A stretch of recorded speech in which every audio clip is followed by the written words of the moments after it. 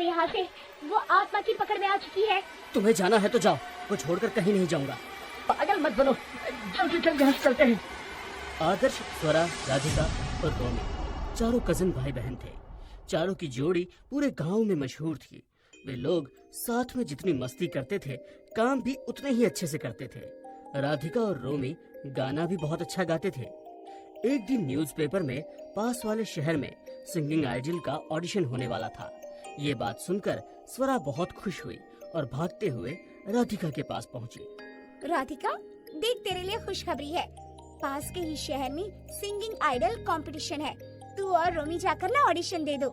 ये तो अच्छी बात है, और रोमी भी साथ रहेगा तो पापा जाने से मना भी नहीं करेंगे। सिर्फ रोमी ही क्यों, हम लोग भी तेरे साथ चलेंगे। सिंगिंग आइडल की बात सुनकर दोनों भागते हुए राधिका के घर में जाती है। ओए की बात है कुड़िए, पूरे घर को सिर पे क्यों उठा रखा है? कोई अलादीन का चिराग हाथ लग गया क्या तेरे? ये देखो न्यूज़पेपर, सिंगिंग आइडल के ऑडिशन के बारे में नोटिस आया है। हाँ चाची, और मैं चाहती हूँ कि रोमी और राधिका उस ऑडिशन में जाएं। आखिर दोनों कितना अच्छा गाते हैं। स्वरा के मुंह से गाने बजाने की बात सुनकर गुरप्रीत नाराज हो जाता है और स्वरा के हाथ से न्यूज़पेपर लेकर फाड़ देता है। देख बेटा, इतनी खेती किसानी है और वो इन दोनों भाइयों ने संभालनी है, और तुम दोनों अपनी माओ के साथ घर में रह के काम काज सीखो। और ये गाना बजाना ना भले घर के बच्चों के लिए नहीं होता, ठीक है? तो आज के बाद ना उसके बारे में तुम सोचना भी मत। और मुझसे तो इस बारे में बात भी कर ली, लेकिन ना भाई साहब से करना भी नहीं। भाई साहब किसी भी हाल में नहीं मानेंगे, समझ रही हो तुम? गुरप्रीत के नाराज हो जाने से सभी लोग अपने अपने काम में दोबारा लग जाते हैं। चारों भाई बहन वहीं रुक जाते हैं।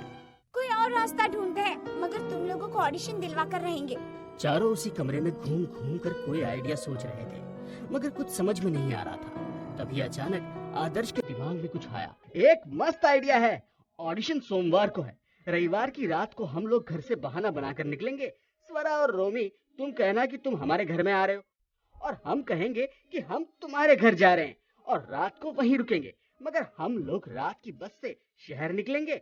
सुबह सुबह शहर पहुंचकर ऑडिशन के लिए रजिस्ट्रेशन करा लेंगे। हमारे घर वाले सोचेंगे कि हम तुम्हारे घर हैं, और तुम्हारे घर वाले सोचेंगे कि तुम हमारे घर हो। एक बार ऑडिशन देकर आ जाएंगे, उसके बाद कोई दिक्कत नहीं होगी। अमावस्या की रात को दोनों बहनें तेजी से चलती हुई कहीं जा रही थी। दूर दूर तक अंधेरा था, फिर भी वे दोनों इस तरह छुपते हुए चल रही थी मानो कोई उन्हें देख ना ले। राधिका, जल्दी जल्दी चल, इससे पहले कि हमारे घर वालों को पता चले हमें यहाँ से निकलना होगा। गांव के बस स्टैंड पर रोमी और आदर्श हम लोगों का इंतजार कर रहे होंगे। शहर जाने वाली आखिरी बस जाने का समय हो गया है। यदि वो बस निकल गई तो तुझे पता है ना। कहते हुए स्वरा की आंखों में डर साफ साफ दिखाई दे रहा था। जल्दी ही तो चल रहे हैं, और ज्यादा जल्दी थी तो तुझे घर से जल्दी निकलना था। तेरे घर के बाहर ही करीब 15 मिनट तेरा इंतजार करती रही मैं। तुझे क्या लगता है कि घर से निकलना इतना आसान था? कितने बहाने बनाए तब जाकर तेरे घर आने की परमिशन मिली है।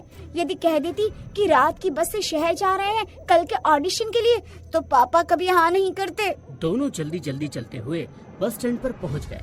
वहाँ पर आदर्श और रोमी उन दोनों का इंतजार कर रहे थे। दीदी, आप लोगों ने कितनी देर लगा दी? बस अभी अभी निकल गई। अब हम लोगों को वापस घर जाना होगा। सुबह जल्दी पहली बस से शहर निकलेंगे। नहीं, हम लोग कहीं नहीं जाने वाले, यहीं पर इंतजार करेंगे और सुबह पहली बस से निकल जाएंगे। स्वरा, पागल हो गई हो क्या तुम? यहाँ पर रुकना मतलब तुझे पता है ना? मुझे पता है, सब लोग इस बस स्टैंड को भूतिया बस स्टैंड कहते हैं। तभी रात में बस नहीं चलती, मगर हम चारों साथ हैं तो मुझे किसी का भी डर नहीं है। स्वरा के कहने पर चारों वहीं चेयर पर बैठ सुबह होने का इंतजार करने लगे। ठंडी हवा उन लोगों के शरीर में सिहरन पैदा कर रही थी। दूर दो बिल्लियां आपस में लड़कर जोर जोर से शोर मचा रही थी। तभी कुत्ते के भौंकने की आवाज आने लगी। वैसे ही अंधेरे के कारण यहाँ बैठे बैठे डर लग रहा है, और ये बिल्ली और कुत्ते हैं कि चैन नहीं ले रहे हैं। लगता है पूरा मातम आज ही मना लेंगे। आदर्श, मेरी मानो तो यहाँ से चलते हैं, मुझे बहुत डर लग रहा है। वैसे ही ये हॉन्टेड बस स्टैंड है और ये सारी घटनाएं। चुपचाप बैठी रहे, तेरे लिए ही तो हम लोग शहर जा रहे हैं और तू ही डर रही है। राधिका को डांट रही स्वरा की नजर अचानक एक बस के ऊपर पड़ी जो बस स्टैंड की ओर आ रही थी। ले, तो खामखा डर रही थी, बस आ रही है। हम लोग इस बस में बैठकर शहर के लिए निकल जाएंगे। फिर तो तुझे इस हॉन्टेड बस स्टैंड पर डर नहीं लगेगा ना?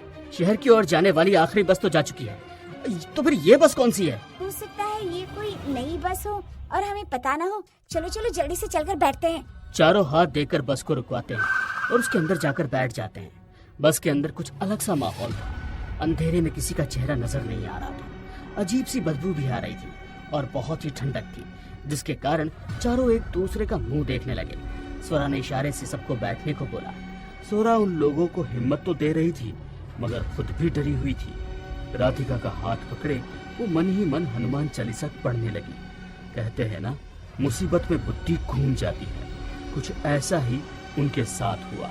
उसे हनुमान चालीसा याद ही नहीं आ रही थी। वो बस भगवान का नाम लेने लगी। बस चलने तो लगी, मगर वहां के माहौल में कोई परिवर्तन नहीं हुआ। तभी अचानक आदर्श के सामने बैठे हुए व्यक्ति ने अपनी गर्दन घुमाकर आदर्श से पूछा, कहाँ जा रहे हो? इस तरह 360 डिग्री के एंगल में घूमी हुई गर्दन को देखकर आदर्श के मुंह से चीख निकल गई। आदर्श की चीख सुनकर वहां पर बैठे सभी लोगों की गर्दन उसी की ओर घूम गई। ये नजारा देख रोमी भी डर गया और अपनी सीट से खड़े होकर बस में पीछे जाने लगा।